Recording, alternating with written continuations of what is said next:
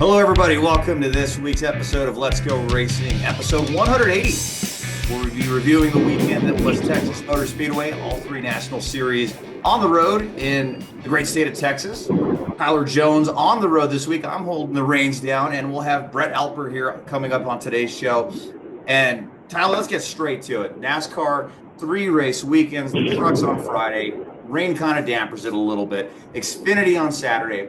Cup on Sunday. Kyle Larson filling in, puts on a clinic, and comes back with the win. And, of course, Melee and Rex on Sunday. What were your overall thoughts with what we saw at Texas Motor Speedway, No Limits, this weekend? Well, it was a typical Joey Logano merchant win that we've seen from him one too many times. The race was not that exciting. Texas Motor Speedway has become such a god since they repaved that track. It's got a little bit better, but not awfully better. And I'll say this, the one flip side, for all indications, and Alper will know more about this, we'll bring him in coming up in just a bit, was attendance seemed to be up dramatically from what we've seen in the past, so that's very good. But Texas Motor Speedway, we've seen with this new car, Dom, that it's at its best at the mile and a half, but clearly Texas Motor Speedway is at the bottom of that list. I know I have a great time when I'm driving in a David Starr race car there at the racetrack, but the racing itself is not that exciting. Joey Logano finds his way into the playoff. Duty has been very interesting this year from what we've seen with Cedric getting in victory lane, Blaney having his struggles. I don't know if this is a momentum shift, though, for Joey Logano. The way that he kind of just looked into things, Dom, I would be very surprised if all of a sudden we see Joey Logano just rattling off wins, a lot over the next few weeks after this one. I didn't get that sense from this win from Joey. Yeah, it wasn't your typical Joey Logano go out and lead a bunch of laps and pick up stage points, pick up the playoff points that come with that. Because we have seen Joey do that this year, just haven't seen that as of late. And perhaps maybe the worst championship hangover season for a defending series champ that we've seen at this point. But before we bring Brett in, Tyler, I feel of the three of us, you would absolutely have the most experience of anybody that has driven at TMS. Like you said, in David's racing school, we saw a lot of drivers. Josh Berry comes to mind leading the race. We know Josh Berry's got a boatload of talent. Just lose it at his off for. Kyle Busch, the same thing while running in the top 5 with a handful of laps. Michael McDowell coming off turn 2 and overcorrecting the way he did. We saw some really good drivers wreck and cause some multi-car crashes on Sunday. How abrasive is that racing surface? And what do you remember about driving that race car? What can you give us as far as that insight as to what those drivers are experiencing on that racetrack? Well, they hate the surface. It's an awful racing surface. SMI did a terrible job with that repave years ago. They tried to fix it with the PJ1, and that didn't really help out either. And, you heard Ryan Blaney and others that talked about in the past.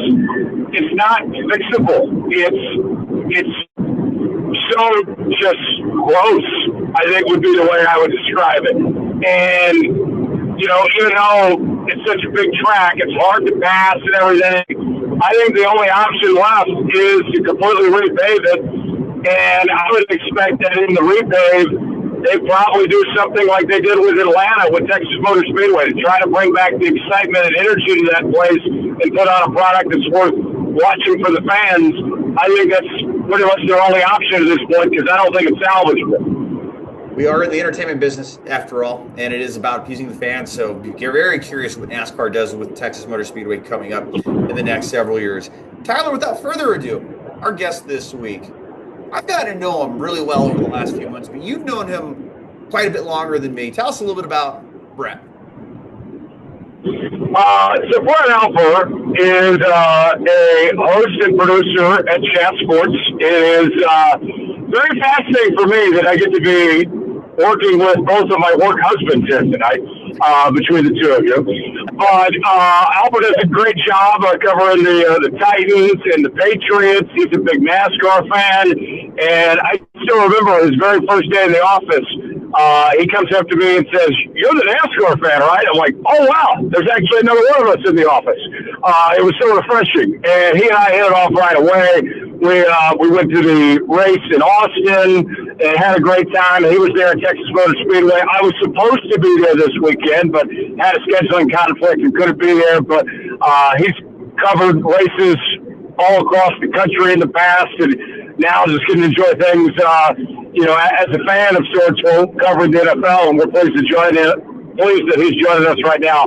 Alper, good to hear from you. I see you every day, but now we actually get to turn our daily NASCAR discussions into actual content here on today's show. Alper, thanks for joining us, man. How are things going? Tyler and Dominic, thank you for letting me on. I've been waiting for this moment for a while since I joined Chat Sports back in December. You said it best. The first day I was like, "Yeah, you're the NASCAR fan," and you were like, "Oh, finally, someone in the office that I can actually talk NASCAR with." And we were talking about it today. We were talking about just what should they do with Texas Motor Speedway? Should they repave it? And like you said, I really think that this is the next track that's probably going to be repaved and act like Atlanta. I know you said it wasn't a true exciting race, and I kind of, being at the track and being there, experiencing it kind of hinders your kind of insight on the race, on how it went, rather than watching on TV. Because I thought it was a decent race, what we've seen the last few weeks at Talladega and Martinsville, just everything, and Bristol. Like, those races watched on TV, I felt like they were dull, boring. I feel like this race got a little bit better than we saw the last one. We did. We saw some good races. Maybe so.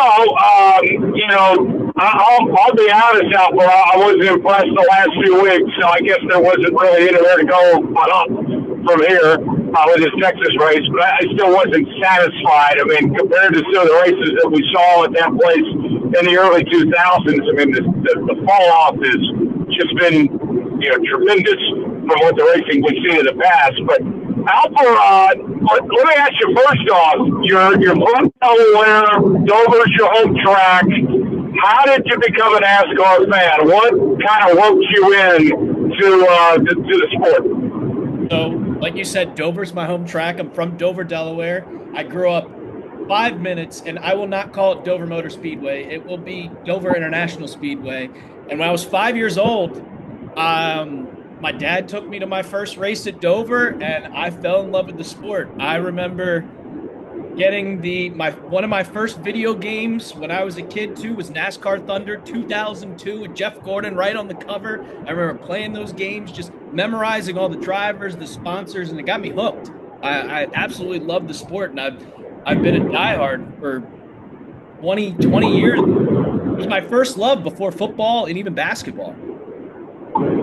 Yeah, that love for the sport definitely, I think, goes a long way, and it showed this weekend, Tyler. If only you could have been there with some of the conversations Brett and I were having this week. And we talked about getting Brett on the show, and I knew once we started talking NASCAR, we were going to have a lot to talk about. You could hear the passion in his voice, all the different venues he's been to, the depth of knowledge that Brett has with NASCAR. You can tell it comes very natural to you. You can tell you follow it very close.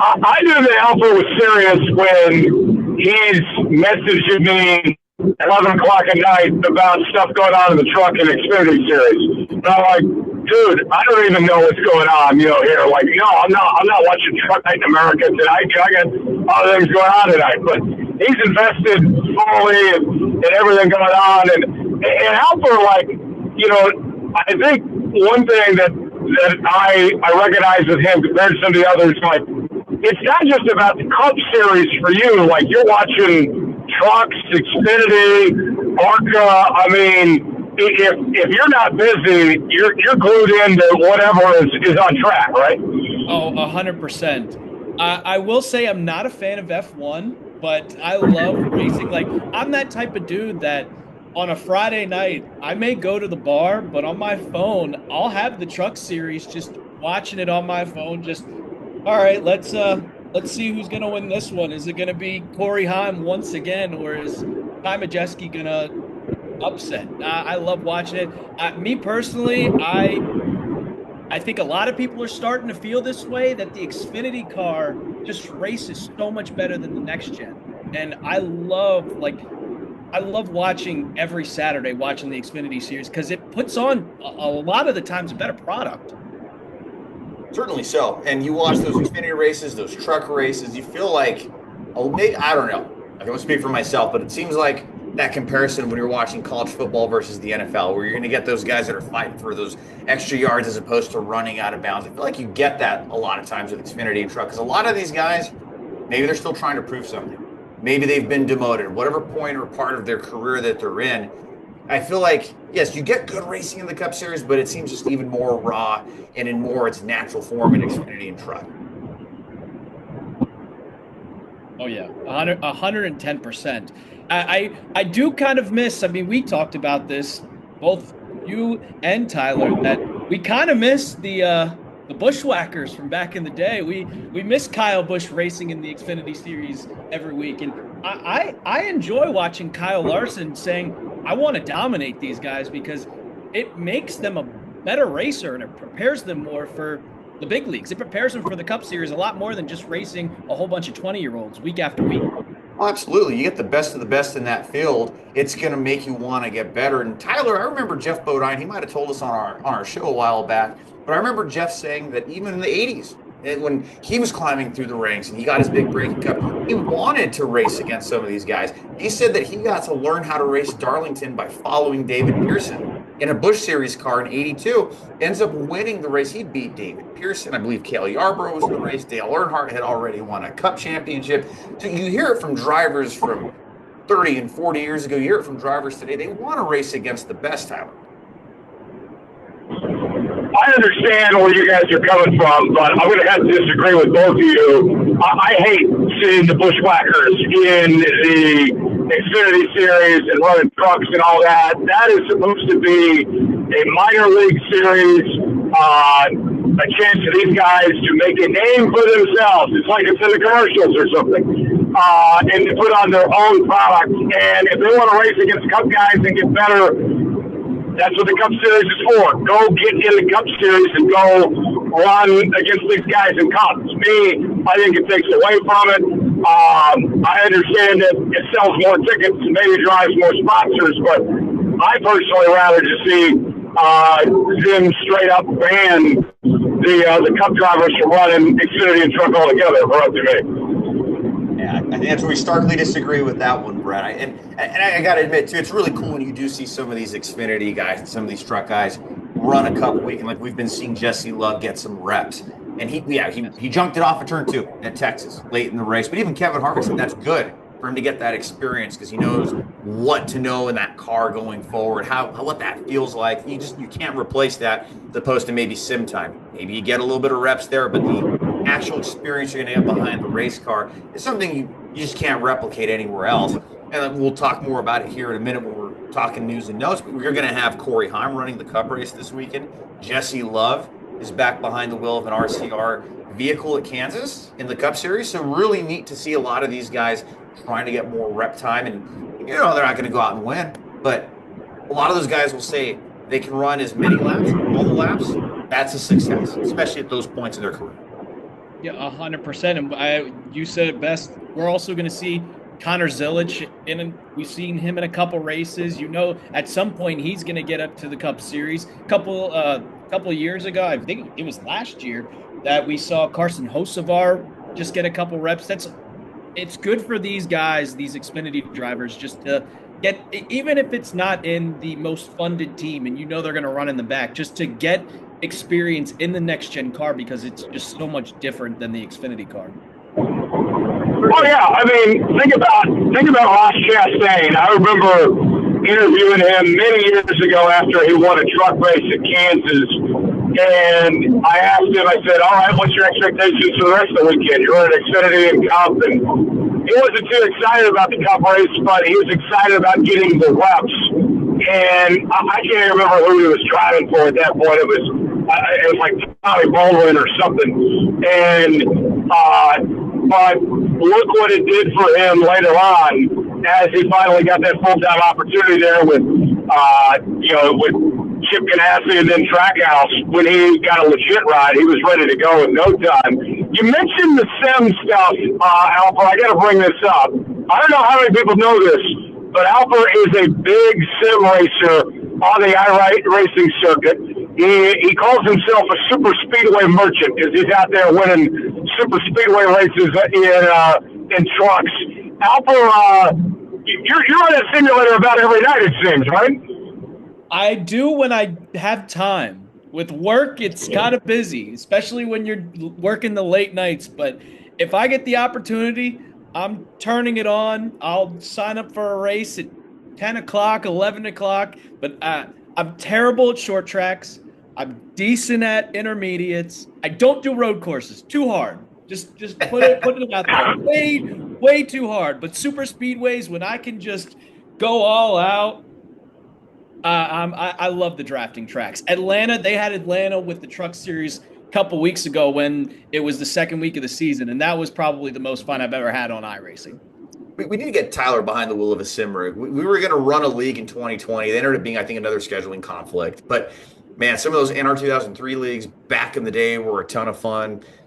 Man, I'll be honest with you, Brett. I don't know. Last car running usually more often than not, running the bottom 5 of the cars on the track, but nonetheless had a great time.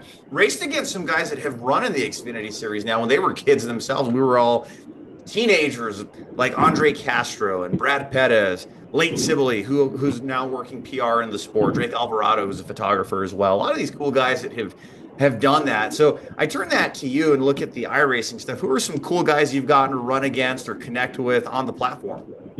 So, I'm only a C class, I started about a year ago when I bought my PC. I've raced with Frankie Muniz. Wow. And I've also raced with a bunch of iRacing NASCAR content creators. I've raced with Dale Tanhart.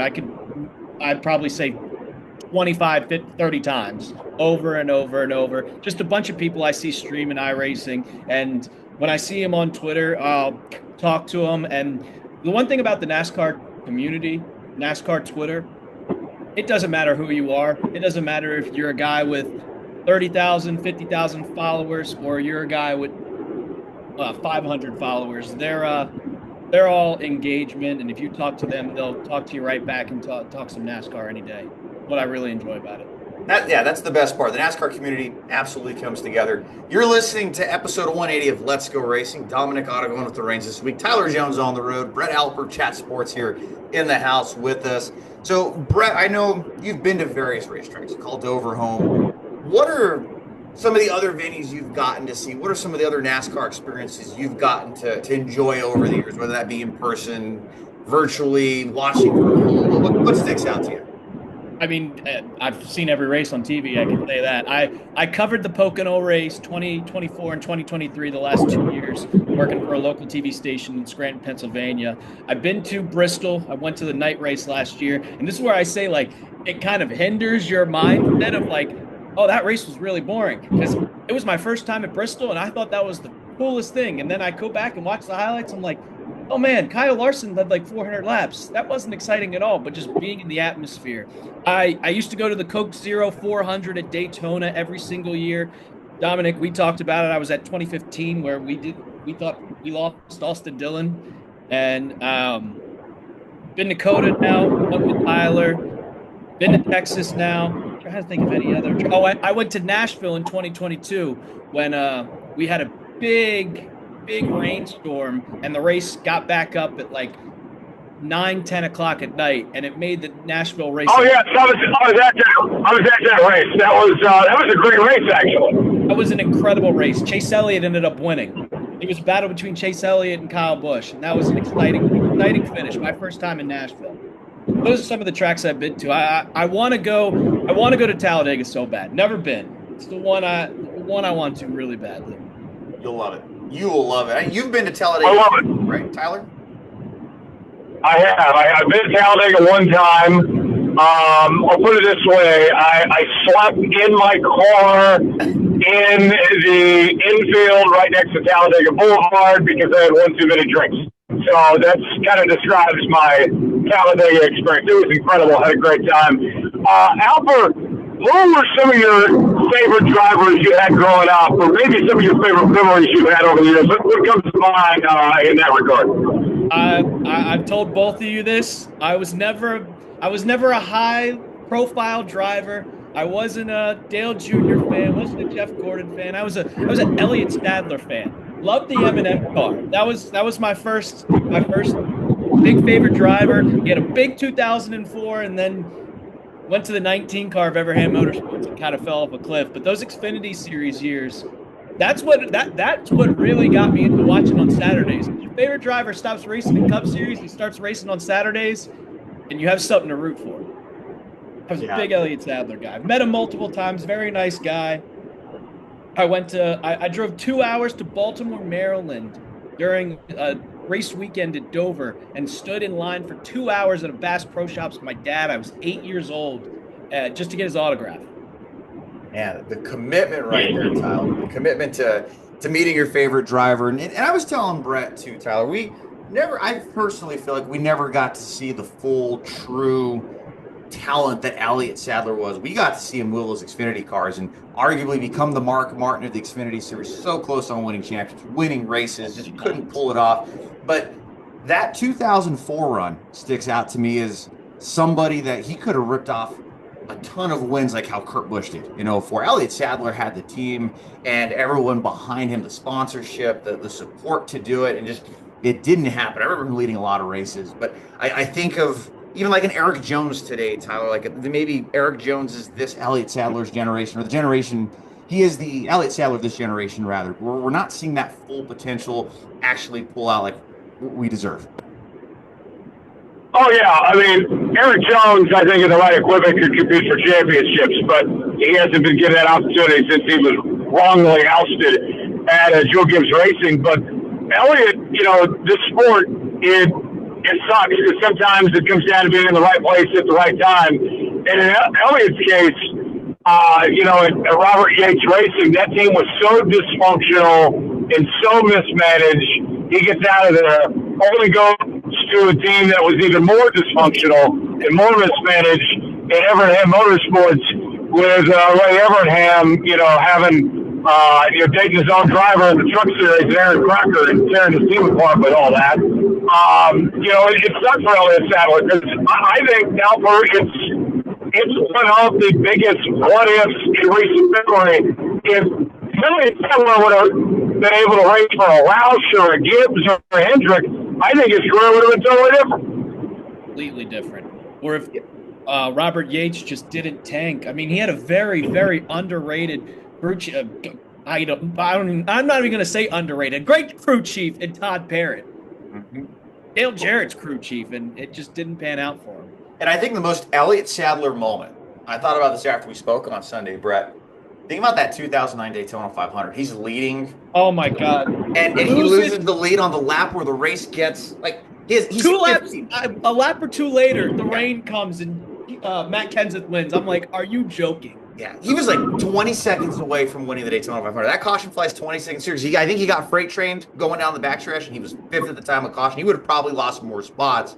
Should have won the 2009 Daytona 500. I think that curve would have probably still been different when that happened. But yeah, that's for an alternate universe's timeline for exactly.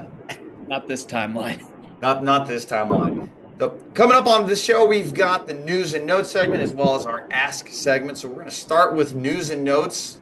We bring the latest news and notes coming from the NASCAR industry all around this week. We begin this week with the announcing of Homestead Miami Speedway as the return of the NASCAR Championship.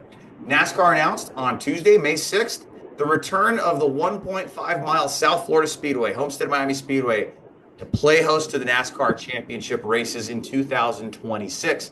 Phoenix had hosted this year, they're hosting this year, and had hosted since 2020. But before that, Homestead had hosted the last race of the year from 2002 to 2019 through the end of the Winston Cup era, all through the Nextel Cup era and Sprint Cup era, as well as the Monster Energy era. So certainly a lot of history there. And Tyler, I want to start with you on this one because we've both been down there. We were there for that last championship race weekend in 2019. We know it's going to be a rotating base. It's just a one-year thing right now. Even Las Vegas is rumored to be a possibility in 27. But we look at 26. Homestead's back as the finale. What were your initial thoughts and reaction to that news? Homestead did a great job when they had the championship race. I went to it one time. It was the year Kyle Busch was on his second championship. I believe that was 2019. And just a first-class facility, great racing. It makes a ton of sense. And I was talking about this earlier today, that your options are kind of limited when it comes to this championship race in the future, because I would imagine that NASCAR would want to keep this at a NASCAR-owned track. Maybe there's a trade they could potentially work out with SMI down the line, but I would think that NASCAR-owned tracks are going to be the favorite to host this in the future, which kind of limits you because it's got to be in a warm weather climate, and then you probably don't want a wild card race. Off the top of my head, I was thinking about this in places that would be NASCAR-owned tracks in warm weather, and you'd be looking at Homestead, Daytona, Talladega, Phoenix, and Mexico City. And you probably don't want to have it in Daytona, Talladega, or Mexico City, so that kind of limits your options here. It would probably be best for the sport if they can get SMI involved and get Vegas in the rotation. Nashville might be a little too cold. I like the idea in theory, Alper, but I just don't think you have a ton of options for a rotating basis here. I agree with you to an extent. I agree with you 100% that there is no way that NASCAR just lets SMI host the finale. But one track that I was thinking of, and I mean, it hasn't provided the best racing as of late, but if we can have the second to last race be at Martinsville, then why can't we have the last race at Richmond? That was another track that came to my head just because if it's cold in Virginia, it's in November. When you're racing at Martinsville, it's going to be cold at Richmond. But I would see the final race of the year be a 1.5 mile track. That's what I'm hoping for, because with this next gen car, the intermediate tracks pull off the best racing, and it gives you the best opportunity for the best car to win. You can't go to Daytona or Talladega. You can't have a race where it's you said it best, a wild card where anybody could win. A Harrison Burton could win. You can't go to Daytona or Talladega. And I don't want to see a road. I'm not a road course fan. I love the racing, but I wouldn't like to see the finale at a road course.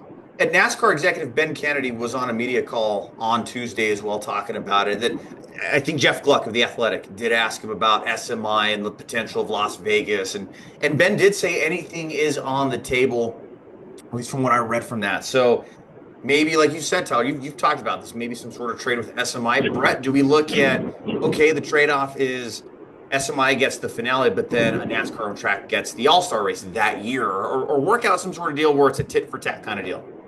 I said they would have to figure it out, but I would personally get rid of the Roval and have it at Charlotte. I would love to see a finale at Charlotte.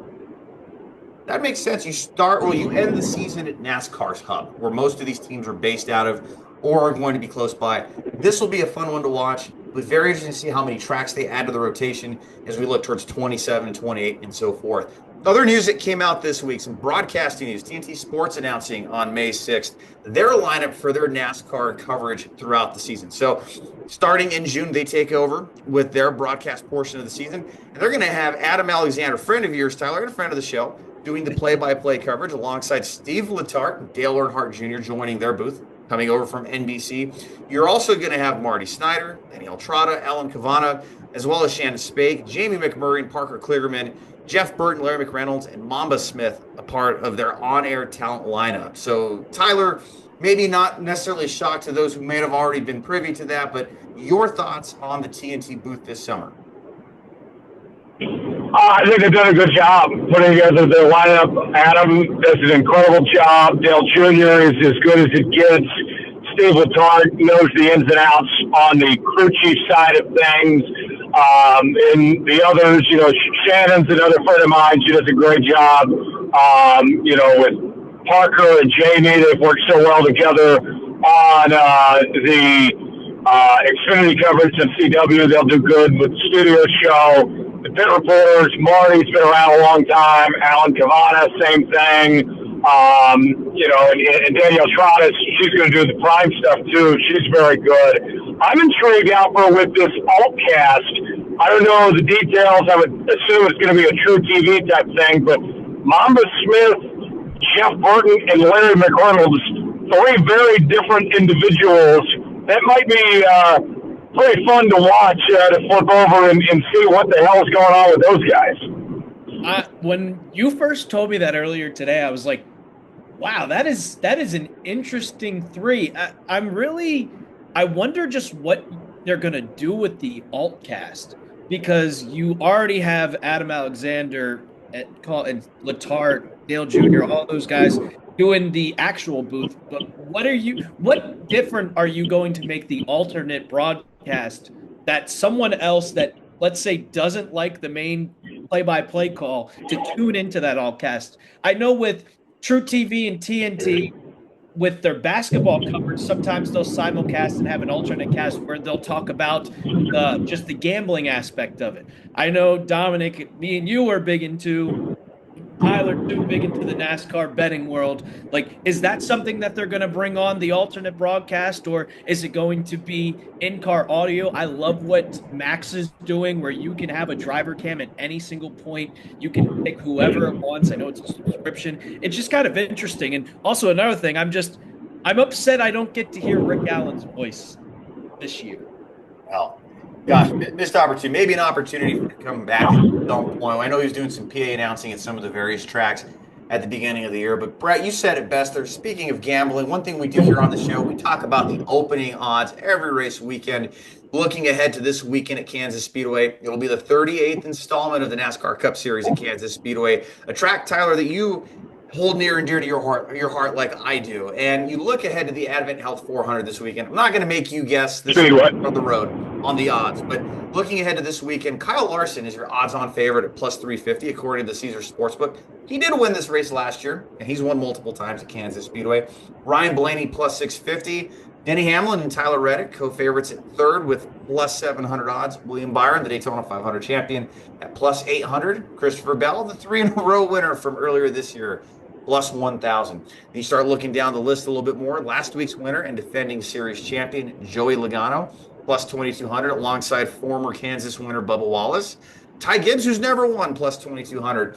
Brad Keselowski looking to turn that season around, plus 3,000, as well as some long shots, Ryan Preece and Daniel Suarez, each at 7,500, plus 7,500. And Eric Jones, who finished fifth last week, at plus 12,500. So certainly some scattered odds across the field. Your longest shot, Cody Ware, plus 25,000 or 250 to 1. Brett, let's start with you this time. Who are you liking this weekend? For me, you have to go look at, like, what I do when I kind of look at these types of races. I look at who's performed well and who is just has like consistency. And what I've seen at this track is at Kansas, it usually isn't the Fords. So I'm going to cross out the Fords and go with a Chevy or a Toyota. And it's not really a long shot for me. If you're looking for a long shot, I'd probably go with Bubba Wallace. I know he's won this race before, plus 2,200. That'd be a good pick. The 2311 guys just do really well at this track. So I don't like to bet the favorites. Kyle Larson is the clear odds on favorite. We remember last year's race where he won closest finish in NASCAR.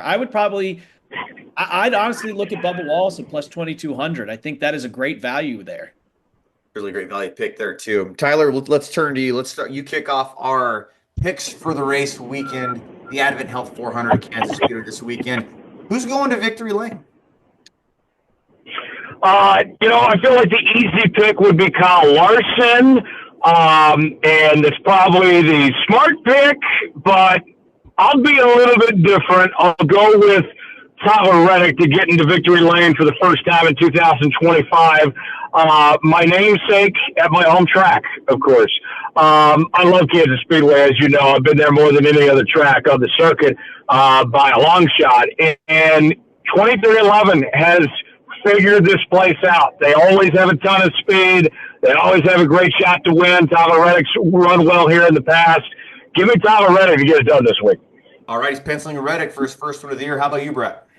I'm going to go with that. I said it. You said it best. 2311 dominates this track. I'm going to go with the other one. Give me Bubba Wallace, plus 2200. All right, Alper's going Wallace there. I'm going to be the contrarian. I'm going to go against the advice you were talking about, how Ford has not necessarily been the strongest. I think the last time Ford won at Kansas Speedway was 2020 with Joey Logano. So it's been a little bit of time. Someone fact check me on that in the comments below if I did get that wrong. Off the top of my head, I think it's Joey Logano, but I'm going with the Ford to win this weekend. He's got to win at some point. His teammates have won. He's the only one in his camp that has yet to win a race this year. I think Ryan Blaney keeps that Team Penske 3 in a row going. So Blaney will pull into victory lane at Kansas Speedway on Sunday. We'll see who's right or wrong on all these picks next week on the show.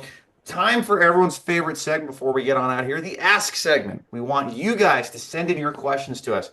Reach out to us through email, davidstarpodcast@gmail.com. You can also find us on X at Star Podcast and Facebook at David Star Podcast. So this first one comes in from Mike Anderson. He's a longtime listener of the show. Send in a few questions. So I think this one would be very fun to hear. We might know the answer here, but we'll start with you, Brett.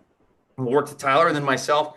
When a driver hangs up their helmet for whatever reason, retiring, maybe it was out of the cards to not run a full career, what are some career fields drivers might enter? I would say, wow, that's a good question. I'm going to go with the obvious one, and just what every other driver has done is just get in broadcasting. But I would also say probably to sell cars, car dealership. It's a good way to make money, and you're still interested kind of in that driving world. And Tyler, great points there, Alper. And I would say too, Tyler, a lot of drivers, more often than not, have a lot of those entrepreneurial skills. It feels like you see a lot of drivers go on to start some sort of business. Yeah, you see that, whether it's restaurants, franchising. You mentioned the car dealership thing. In Kansas, Clint Boyer Autoplex is a big deal in Emporia, and people come from all over the state to go to Clint Boyer Autoplex, one of the best Toyota dealers there in the state of Kansas. But another one we've seen, team ownership has become a big deal for these guys now. They don't necessarily make a profit from it, but they love to stay involved and compete in that way. But those are just kind of the ones off the top of my head, are some big ones of what these guys do. I think so, and I would add real estate to that too. I feel like I've seen a few drivers enter real estate once their driving career is done. Maybe drivers that were hoping to race a little bit longer. Dylan Kwasniewski comes to mind, the K&N East standout, or K&N West standout. Raced in the Xfinity Series, I think, for a year or two. And last I had seen, he was working as a real estate agent. So, yeah, it's really interesting to see how you could use your racing platform. You know that the sport's going to continue on with or without you. But to be able to try and find something, maybe leverage your contacts, your networking, whoever you've met along the way, to be able to springboard you into that next career. And another one, too, I would add, Alper, another one that comes to mind is Corey LaJoie. Kind of a little bit of a shuffling of the deck for him this year, taking on partial driving schedule, taking on his role with Amazon or with Prime later this month. So really interesting to see where these drivers go. Mike also sent in another one. Go ahead, Tyler. Go ahead. Another one for you. Our own David Starr running a racing school, that is, people wonder why, hey, where's David? Why is he not here every week? Well, he's a little busy operating, a full-on racing school, and that's taking up all his time, and I don't think David's going to get mad at me. I'm picking up on this. David makes a lot more money with that than he does in the racing circuit. That's another reason why you're not seeing him race as much these days. There you go. That racing school's keeping him busy, and it's a good problem to have, as we'd all say. So, yeah, that's a big reason why we haven't seen David a lot in the last few shows. But, hey, duty calls, business calls, it makes a lot of sense. So Mike sent another question in, and we're going to start with you on this, Tyler. So if you had to play a table of blackjack against NASCAR drivers, who would be the worst? So I guess another way to think about it, who's taking the bust card, Tyler? Oh, man. I think the toughest – you're asking me who the toughest opponent would be? Let's make that a twofold. Who do you think would be the toughest, and who would you hate to be at the table with? Who's taking your bust card? Good answer for that. Oh, I think the toughest opponent would be Denny Hamlin because he's got so many different characters. I feel like he could disguise things pretty well. I think Denny Hamlin would be the toughest. I think the easiest to beat would be Carson Hocevar. I think that he's so goofy that he would reveal too much. I think I'd want to try to face Carson Hocevar potentially. I know Alper's probably got a better answer on this than me, though. He's smirking. He's smirking. If you're watching the video version of this, he's got a smirk on his face. Let's hear it. I mean, is it without a doubt the worst person to play blackjack with? I agree with Tyler. Like, if you're going dealer, the worst dealer would be Denny Hamlin. I feel like he wants to take your money. But the worst person has got to be Logano, isn't it? I feel like he sees that you have like 2 10s, and you're sitting there and you're like, you know what? I could take the dealer's bus card, and he's just going to do it anyway. Yeah, and he'd have that little grin on his face too. Exactly. That little smile, that evil smile that he has. The one I'd go. Yeah, the evil smile. Yeah, the evil smile. That little menacing grin, like, ha, ha, ha, I'm taking that bus card. Ha, ha. But the one I think, Tyler, would be a lot of fun to play with, because I've only heard he can stay at a table for hours and he has a lot of fun. He makes his money last. Our own guy, David Starr. I've heard some really good stories about him being there at the South Point and just taking his chips and just not really throwing his own money at it and not necessarily going up a lot, but he's there having a good time, having a fun time. I feel like David would be the one to take maybe that 10 and take the fall for everybody so everybody else could win at the table. I don't know about that. David, when it comes to money, he's always looking out for himself. I don't know about that. But David, it's interesting with him. I guess I'm just exposing David tonight. This is a guy that will get to the casino at 8 o'clock at night, and he'll be there till 8 a.m. the next morning, and then he'll go to work or do whatever he needs to do, just up all night gambling. There's been numerous times where he had like a 6 a.m. flight the next morning, and instead of getting a hotel, he'll just say, I'll just go to the casino and I'll gamble all night, and then I'll fly home after that. That's David. He'll be the first to tell you he's never had a drinking problem, never had a smoking problem. He's just had a women problem and a gambling problem. I feel like me and David would get along really well because I've definitely been at the casino some nights where I'm leaving at 6 o'clock in the morning with work the next day. I may be guilty. Oh yeah, definitely. Yeah, I think we all have been. Yeah, I'm kind of like David. I've never really had a smoking or drinking deal. Honestly, really not even a woman problem. It's just more the gambling. Some smoke, some drink. I gamble. I've told that to many people, and I think that's kind of where I'm at with that. Me too. Hey, great show tonight, guys. Alper, thank you so much for joining us. Before we get on out of here, tell us, where can people follow along, see what you're doing, and what do the next few days look like for you? Well, you can follow me on Twitter, on Instagram at @TheRealAlper. It's pretty easy. Most people don't know how to spell my last name. It's Alper. When I have the time, I do post my NASCAR picks, but with chat sports being taken up a lot of my time, and I've dedicated my entire work to that, I've gotten less and less making gambling videos about that. But next couple weeks, I'm excited. I've started covering the New England Patriots for chat sports. It's my favorite football team. And I hope one day, Tyler, that we can do maybe for a crown jewel or something, the finale, we can do a little live stream watch party of the race. But I don't know how that would work with no ticker or anything like that. How we're going to say what happens. Just we'd have to do it like Post and Moody and the Bagman. We'd have to do like MRN play-by-play or something like that. I'd look forward to that. I would watch and I would listen along with that. That would be a lot of fun. How about you, Tyler? How do the next few days look for you? Yeah, a live tracker. The graphics would be a bit of a challenge, but we have people for that. Maybe we can figure something out. But I am, the reason why I'm on the phone, just to be frank with everybody, on the road tonight, seeing family. My grandmother passed away a couple weeks ago, so we're doing the funeral and all that the next few days. And then I'm going to drive back to Dallas, and I got to catch a flight to Memphis Friday night. I'm working for Peacock for Puma's Grassroots Basketball League. It's our second week of that series, and then doing that again next week in Wichita. So pretty busy on my end. All is good. Definitely Excited about being on the road and everything, but it's all good on my end of things, guys. Yeah, well, and our thoughts and prayers have been with you, Tyler, Yeah. over the last couple of Sorry weeks. for your loss. Yeah, we've been thinking of you, and we sent our condolences to your family.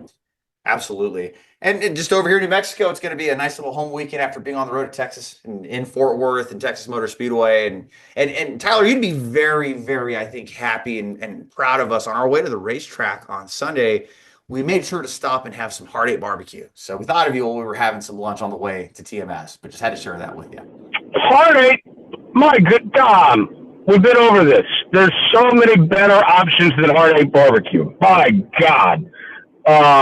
We need to culture you a bit. I feel like I'm always having to culture you on things. We will, when you come back to town, we will do better than Heart 8 barbecue. There's a number of options, number of places I would send you before Heart 8 barbecue. So, just so we knew you'd appreciate that, so just had to share that little tidbit with you.